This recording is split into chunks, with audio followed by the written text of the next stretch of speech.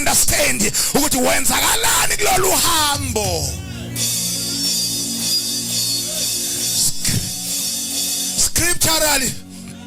Scripturally, I hear God ekhuluma nenyoka. Since you have now done this, wayidala le chaos kwi kingdom yami, athi kusuka namhlanje you are cursed kuzo zonke ilwanyana ekhona. Kusuka namhlanje uzoqhubeka uhambe ngesisu impilo yakho yonke. Now hear me very well. The question is this: kanti inyoka yayihamba ngani before? Kanti inyoka yayinenyawo before. Why should God announce it from namhlanje uzohamba ngesisu impilo yakho yonke? That is the question now. Can God Moses uyamkhesa kanje impilo yakhe yonke? Can what was happening? Can ibiphila kanjani inyoka?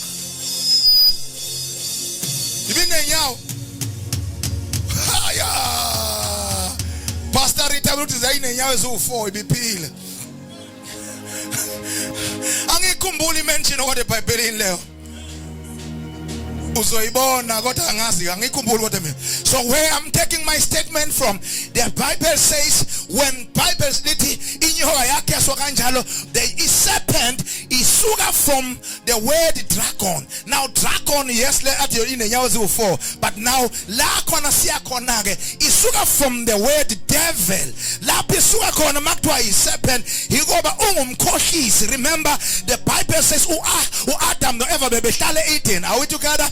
Now bafika eEden, wafika inyoka yabakhohlisa from the plan of God. Uthi mabashift from the original position of God. Baphila ngeplan yakhe udevil. So why babakhohlisa? Bese iBhayibheli now makucheck okuyilwane zonke ezazikhona asikho isilwane esasinobuqophololo njengenyoka. Now kwasekuthathwa the form of the serpent. What's you devil, you are like this. Inyoka yasifela lokuthi inobuqophololo. Ingene ngamaqhinga okuyisparisha okuhlebeza. That's why abantu abahleba kakhulu bobheka banawo umoya wehamba. Abasenzi malingenile akakwazi uyizwa manje indaba 10 minutes isi spreaded 1,000 people because of lamoy, a venomous poisonous snakes. Ayikwazi ukuphula no poison. It need to distribute it and kill and destroy. Abenza icebo lempumelelo. Abasenzi now inyoka yafela ukuthi ithathe iplan kaSathane. Now makuthiwa imihla yakho yonke you are cursed, izohamba ngesisu phansi kanjalo. It is a sign and a confirmation ukuthi now when the devil sinning against God, he was no longer having a second chance yoba abe ne repentance aphinda xolelwe for the rest of his life. Because remember, devil, he was an angel of God. Now we are the people who were created and formed by God. We are people of God. We have got the image of God. Now the devil, he was also an angel of God. Now the problem here is that the devil inkinga nayo ukuthi yena akasezuxolelwa kwinto ayenzileyo. As an heavenly being wayenziwa uNkulunkulu kanjalo, but mina nawe siyaxoleleka. That's where impi nefight enkulu ke ivela khona between umuntu no devil ukuthi wena uyaxolelwa wena mina ngisezuxolelwa.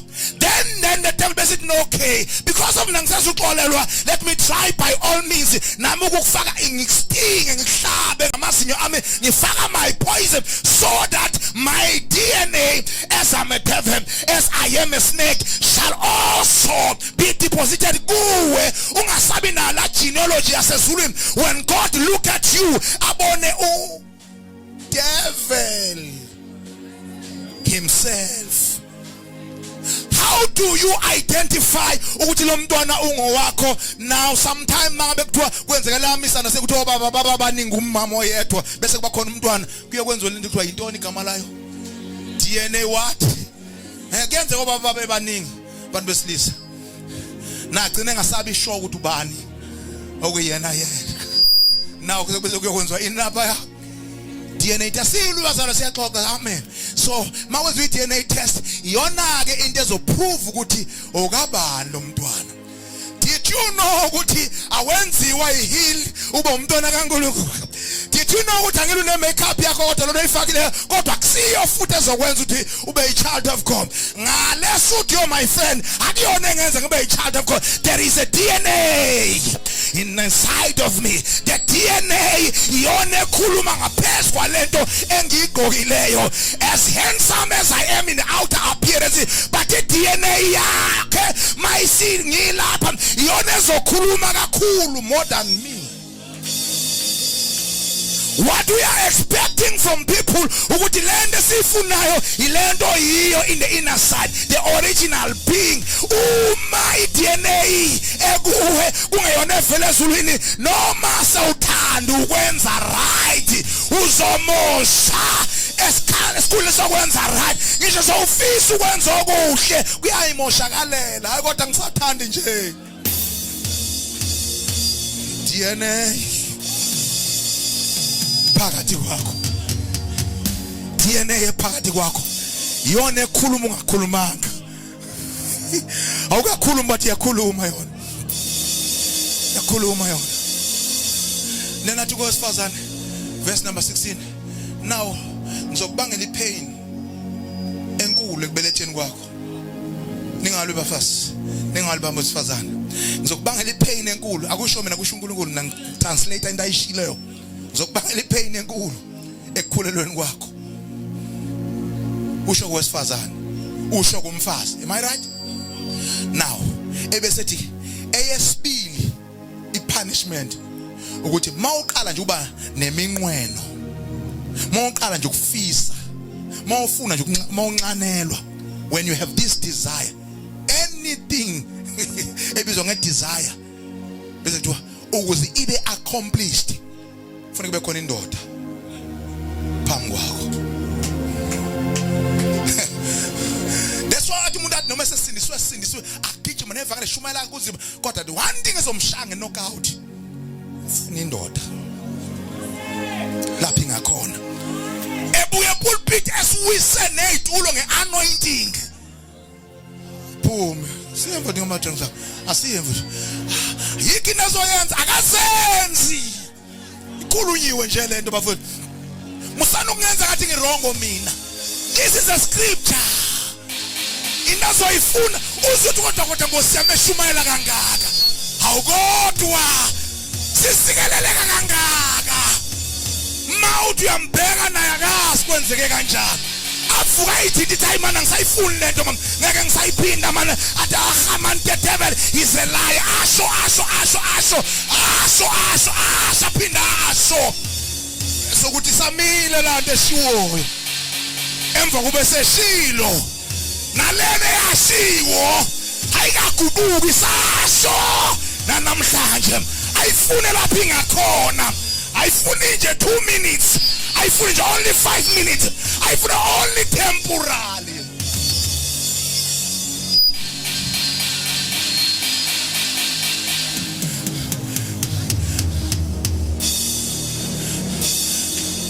No, there was a time like on I tried to run away from this thing. One of the person, I won't mention it in the name, but when I walk and then ukamanza up in Marcana every now and then we are born room. Now it happened go social media and then she came across me. Hi, how are you? I'm fine. Mr. Angwazi we bamba. No, I get called up in Goswin, right? Right, I get called up in Goswin. Angwazi we bamba. We bamba. Atu we ultima ujula walk. We on get it out. Putting nothing a scream.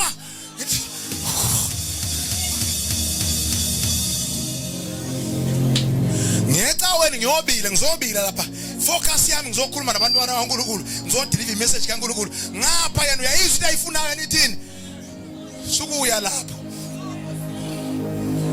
nene ngithi ngani uyazi njengompastor uyazi ngisongiyongena enkonzweni athi kanti wena uzoyixela ini le nto kuxela kusho ngithi ngisho right mangithi kusho kanti uzobutshela abantu yini wena anti oh God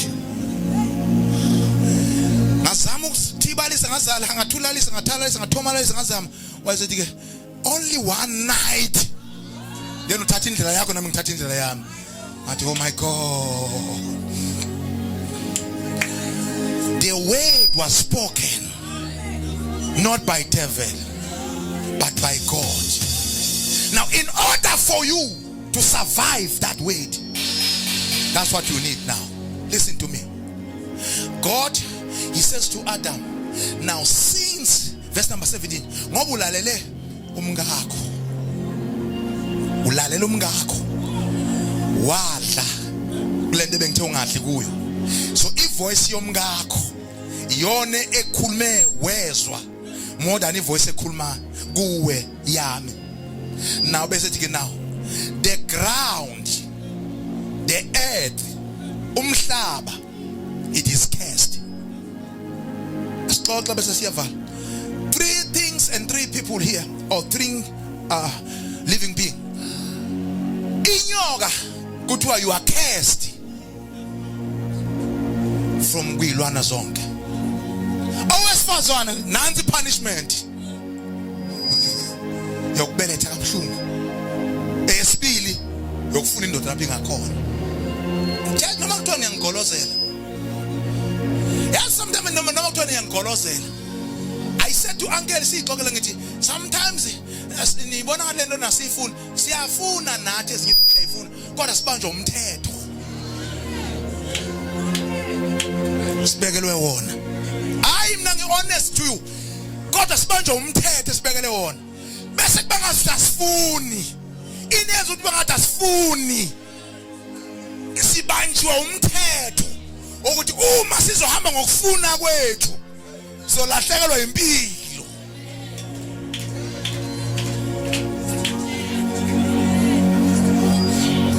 Mase kufika kuAdam lo inyoka kuthiwa you are cursed.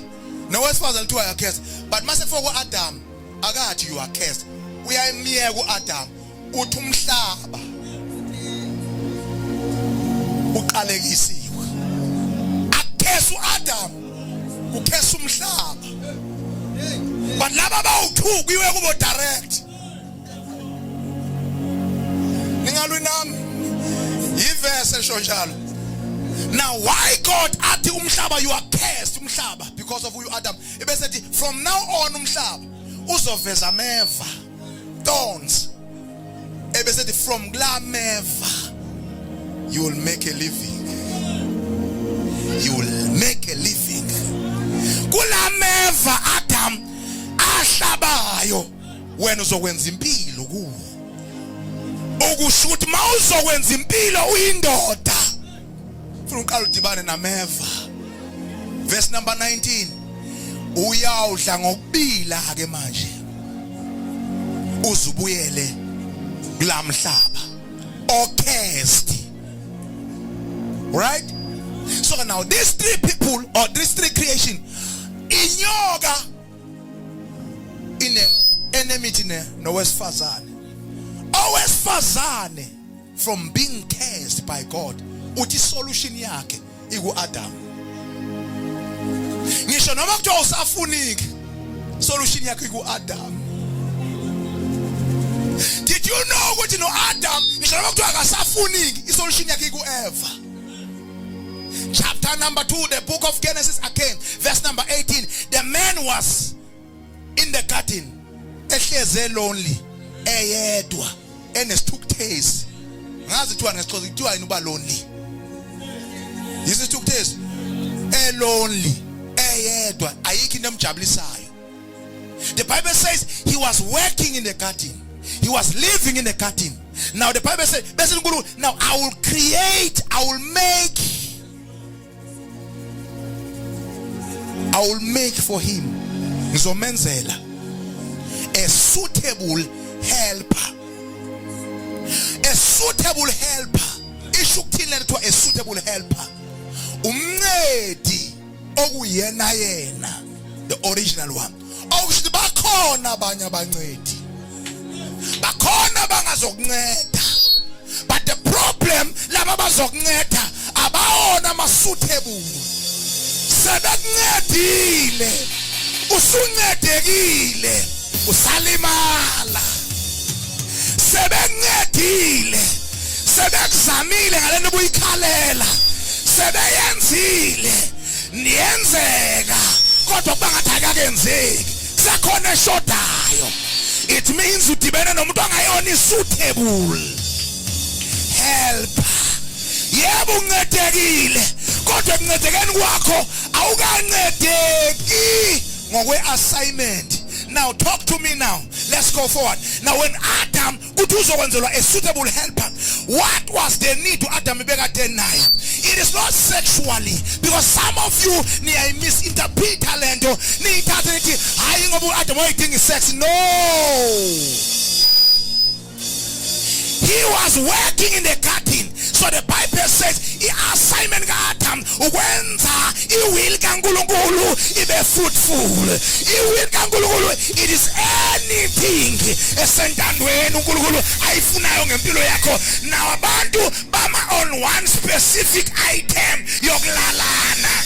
That is why marriage ingasurviving ami, ngoba umngena ubona ubu-yellow phone, ungena ubona ubu-handsome, kanti awunayo i-ability yokuba suitable, yokungisupporta. Ngithi mangiqala ngiyokwenza icebo likaNkulunkulu uyakoloza uthi ngizokushiya nobani, ngikushiya nobani, kanti wawuzokwenza usala kanjani, kanti you came to help. Usala wenzani, kanti you came to support, kanti wawuzosupporta abani, kanti yini lento ngisupporta kuyo, senzani kanti uma kuzoba khona ukushiyana phakathi.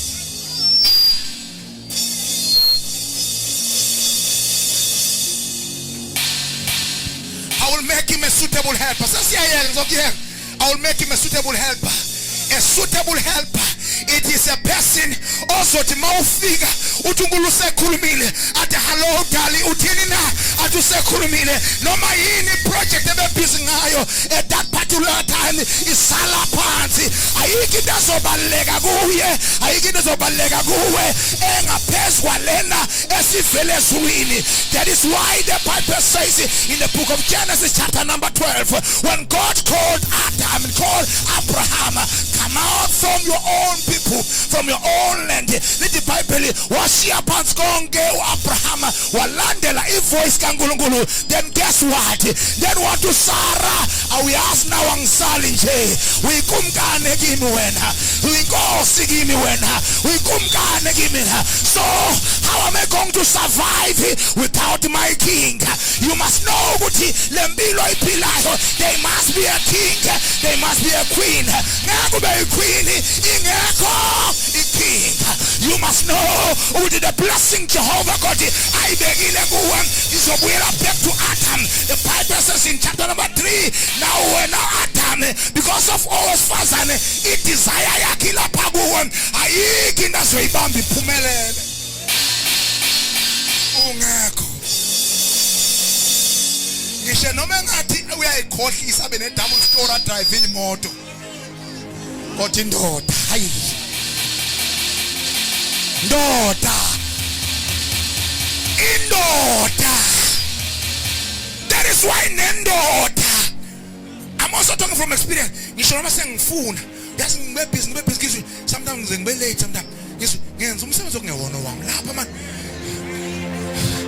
Yazi mina to tell you my personal life, it's like mina mangifika endlini engathi bona ngibili kanje ngifike ngikhumule ngiphosele necawu ngiphosele khona uzosala ebheka. Not that ngimenza isicathalala. I need help. I need help. I need help.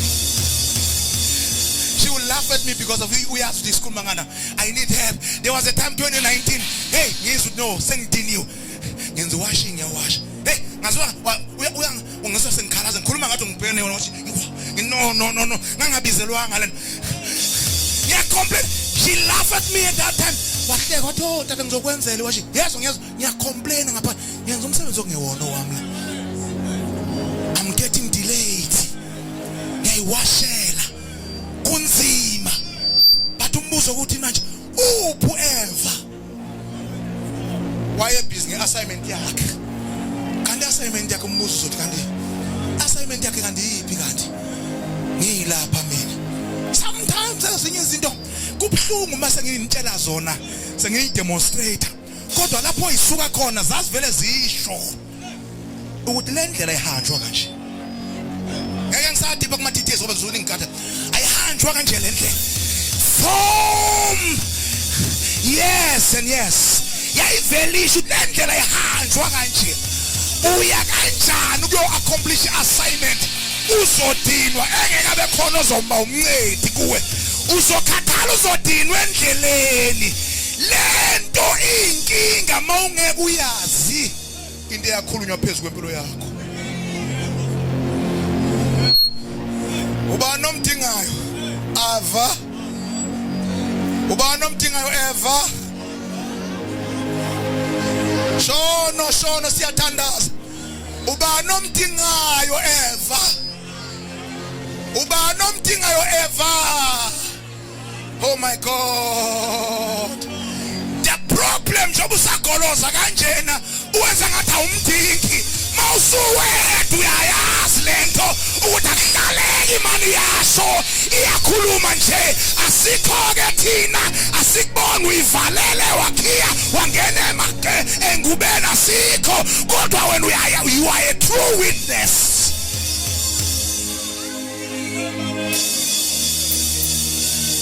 Lento ngisho swaka kusukunceda ukuthi uphikisane nami ugolozela nami kodwa wena uqobo lakho wena liyagolozela nawe. So you better make a simple confession uthi ungiba nomdingayo eva. Simple confession uba nomdingayo eva. Usuyidlala ngayo isho life uyiphinda phinde uba nomdingayo eva.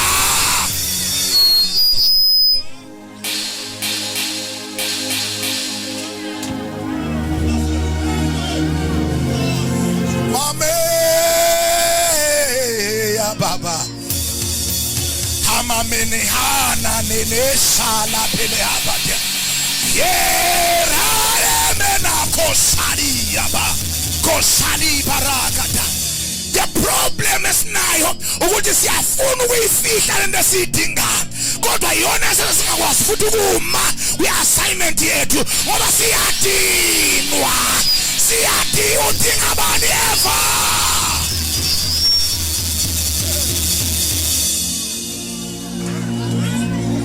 Zikhathe uthi umsebenzi odingayo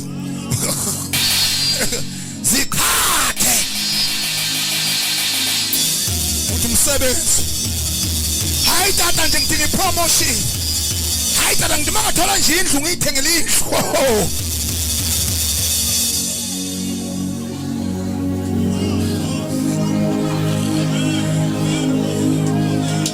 solo babela Amamele anade salagabala kosebe karabalagada. We've got people abayimitator lempilo abayiphilayo. Ingakho kungezuba lulu kuyenzeke ikingdom kankulu multiply kube nepeace. Why? Makufanele uthole the suitable one ubamba the fake one. The fake one ngeke promote, ngeke size, ngeke support. You will be always in tears. Ngaleno ifunele yona erongo kanti khona oyidingayo ayifunayo. Leno oyidingayo noyifunayo they are totally different. Oyifunayo ungayithola noma yini mawuphuma la kodwa oyidingayo iyabile. Barakata barakapalagatu uyabila khosamanade. Yeah baba uyabila uyabila uyabila hayiba uyabila lonkulunkulu lembewu yakho ayitshalayo makakhumbule.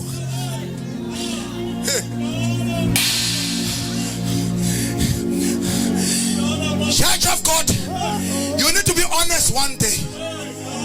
Go para with prayer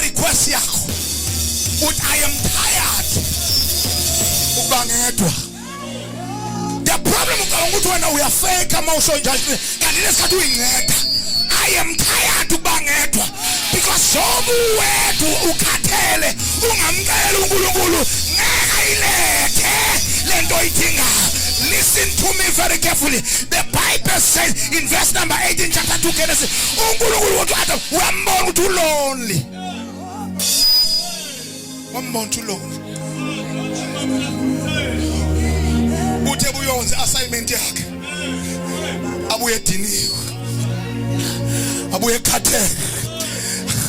Acaba ukungavuki next time.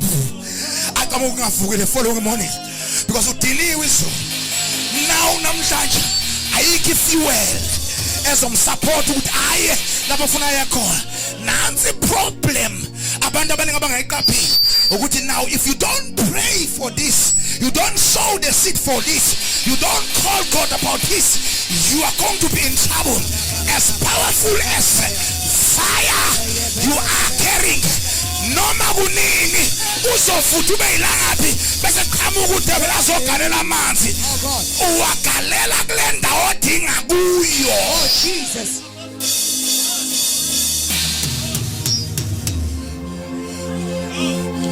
A woman, she's an altar. She's an altar. Jobe phathi imbewu. She's an altar. She's like a ground.